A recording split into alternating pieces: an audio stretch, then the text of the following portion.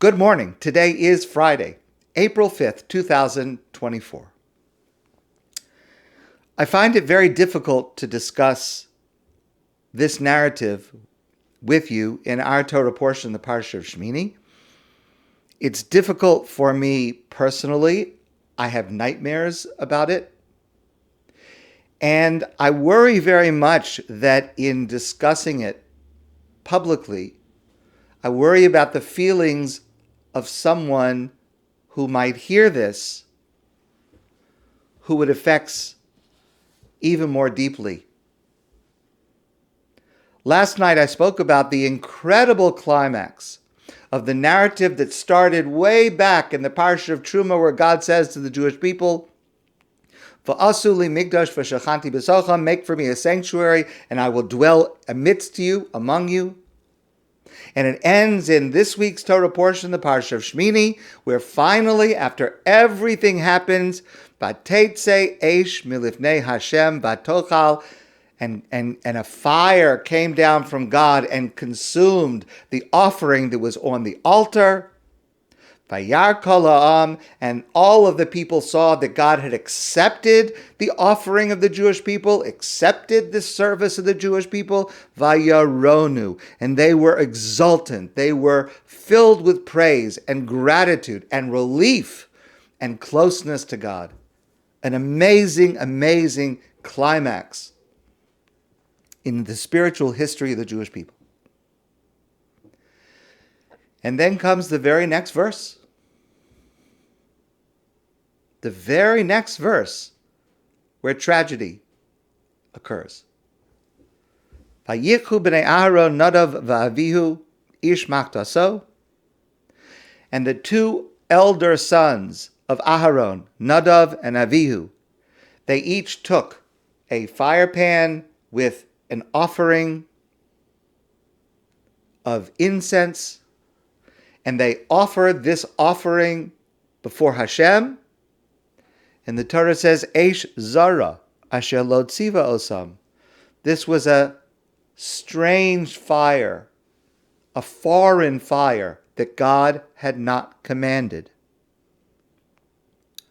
Vateitzei eish milifnei Hashem, and a fire came down from heaven, from God. Vatochal osam, and it consumed them. Vayamusu lifnei Hashem, and they died before God.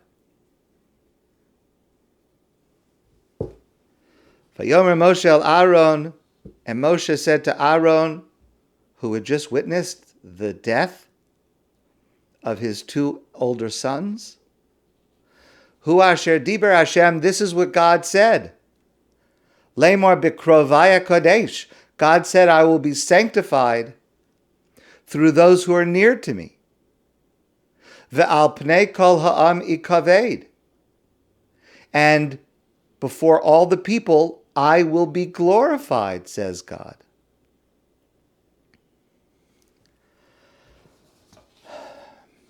I don't understand any part of this.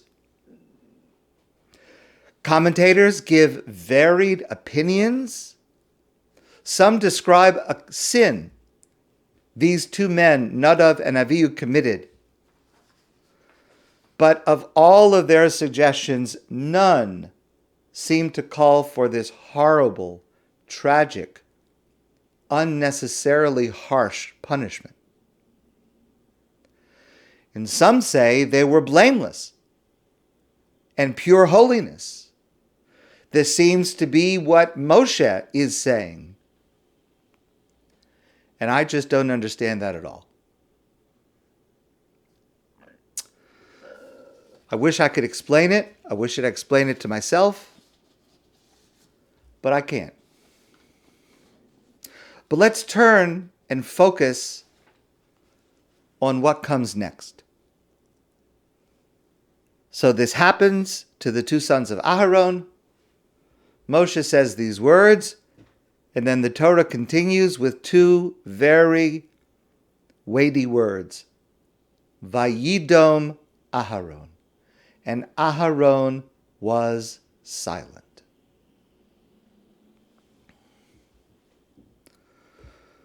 What are we meant to learn from this?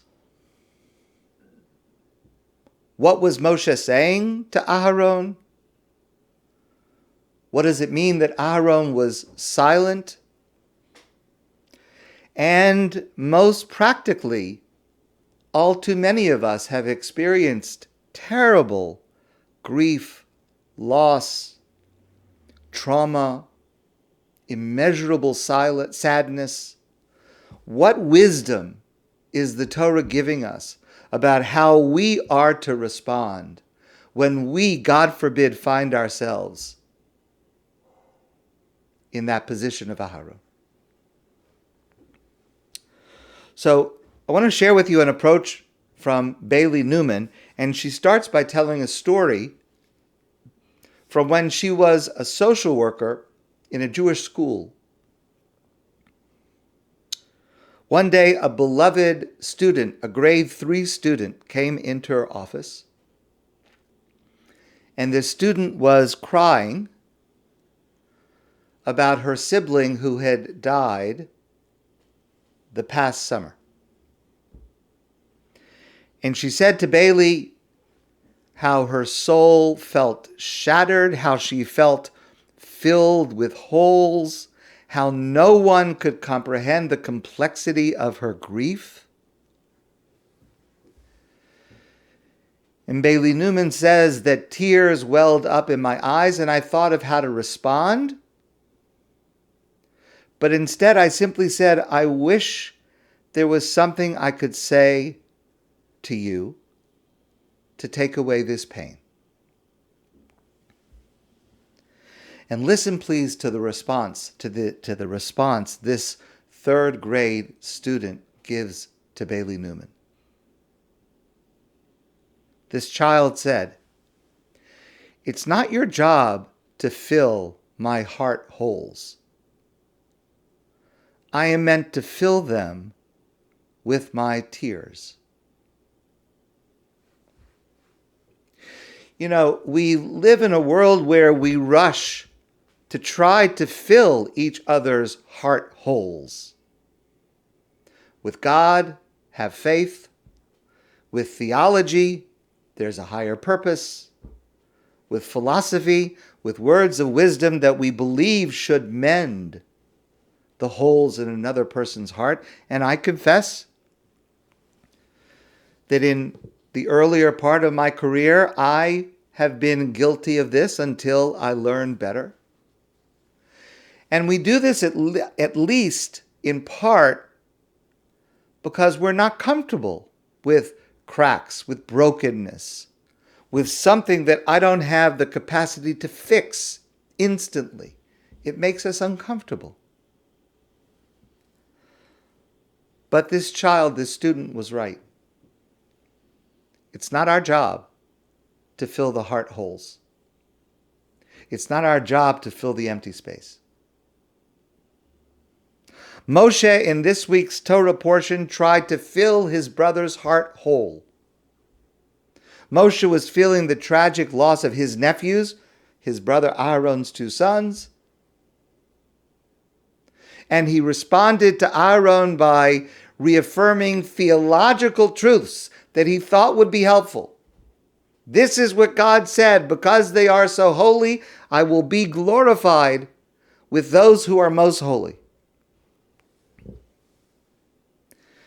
He told Aharon that what happened to his 2 sons must mean that they are special to God. But Aharon responded in silence. Vayidom Aharon. And in this silence, he teaches Moshe, and he teaches us, that there are times when our job is not to fill the heart holes. There is a time to not say anything at all. In these moments, there is simply no place for our rationalizations, for our understanding, for our reasons. When we greet a mourner, God forbid, who is sitting Shiva, we have the common practice to say the following words, Hamakim Yenachem Eschem. Hamakim literally means the place, The place should comfort you, but it refers to God. Hamakam refers to God. And what we're really saying is, I don't have any way to comfort you. I don't have any words. Only God. Only the place within which your heart is held by God.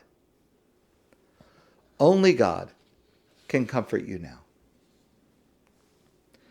Because the truth is, our explanations of tragedy are always going to be lacking.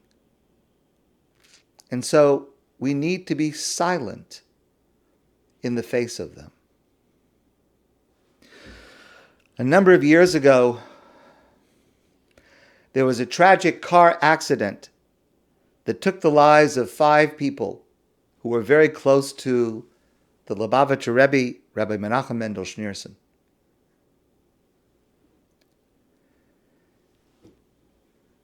And he said at that time, my father-in-law once said to someone who was trying to make sense of the Holocaust, it's not our business to excuse God.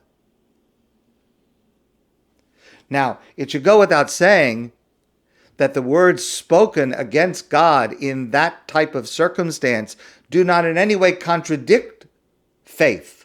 On the contrary, the complaint itself demonstrates the conviction that there is one to complain to or about. That one, God, is responsible for what happens in our world, and that God listens and cares, and it's not our business to excuse God. It wasn't Moshe's place to tell Aharon that his children were sacrificed, sanctified by God. Moshe was not required to fill that hole in Aharon's heart, and neither are we. We cannot explain the Holocaust, or October 7th, or a loved one's mental health crisis, or a job loss. And in attempting to do so, we may hurt the very person that we're trying to help. We don't know why these things happen. We discussed this last night. And it's not our business to excuse God. But remember the second part of what this little girl said. She didn't just talk about the holes in her heart that were left by her brother's passing.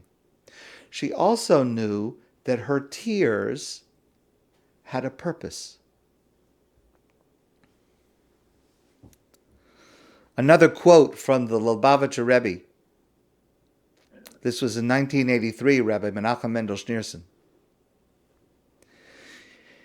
He said, if one can be so audacious to say that there is a reason or purpose to the incomprehensibility of human suffering, it must be that the reason is in order to leave human beings without any other means to process or rationalize their pain other than to cry out to God from their brokenness. When it comes to the heart holes of others, we are just asked to bear witness. We need not try to fill them when the tragedy is before them. And when we experience the heart holes in our own lives, we must fill them with our tears and turn them over to God. We have to say to God at that moment, the time has come. We are drowning in our tears. It's time for you, God, to heal us. That's the lesson Aharon's silence teaches us. My friends, I wish you a good day and a beautiful Shabbos. And I look forward to seeing you soon in person.